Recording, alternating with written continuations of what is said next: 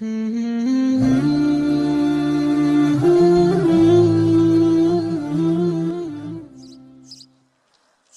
نام تو بهترین سرآغاز، به نام تو کی نامه کنم باز. سلام و درودی به پایان بهرتان عزیزان. تصمیم گرفتم تا قصه جالبی را بهرتان پیشکش نمایم. میگوید در مکه یک جوان عابد و خدا ترسی بود و نفقه‌اش به آخر رسید و سخت گرسنه شد. پس در کوچه های مکه دور میزد که ناگهان سنگ قیمت بهای یعنی مرجان یافت و کیسه اش انداخت و به حرم آمد. ناگهان مرد را دید که از همان مرجان پرسان است. پس آمد و صفتهایش را پرسید. آن مرد همه صفتهای او را بیان کرد.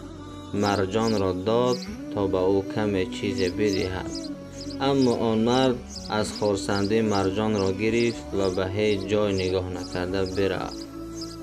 دینار یا درهمی هم نداد. عابد دستان خود را برداشت و به سوی خدا گفت: ای بار خدایا، من آن مرجان را برای رضاگی تو دادم، پس از آن بهترش را برای من نصیب بگردان.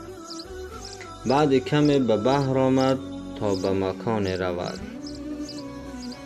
ناگهان شمال به پا خیست و کشتی را چپه کرد. این مرد بالای تخته شنا کرد و به جزیره آمد و آنجا مسجد دید و به آن رفت تا نماز خواند. نماز خوانده و اوراق قرآن را که در مسجد بدید بگرفت و بخواند. مردم جزیره پرسیدنش که آیا قرآن خوانده میتوانی؟ گفت آره میتوانم. گفتند که فرزندان ما را قرآن بیاموز. راضی گشت و آنها را با مزد یعنی پلاکی قرآن می آموخت. هنر نوشتن نیز می توانست. این هنر را نیز برای آنها تعلیم داد.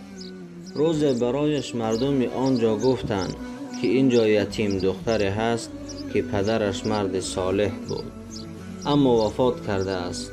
آیا او را به زنی میگیری؟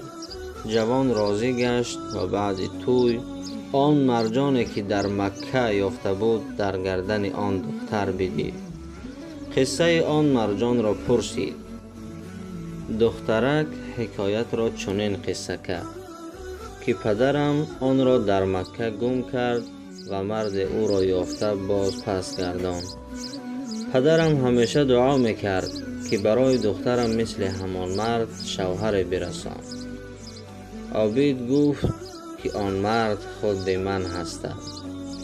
طور دیدیم آن جوان برای حلال صاحب مرجان و شوهر دختر گشت، زیرا برای راضیگی الله مرجان را ترک کرد و الله بهترش را به او هدیه کرد.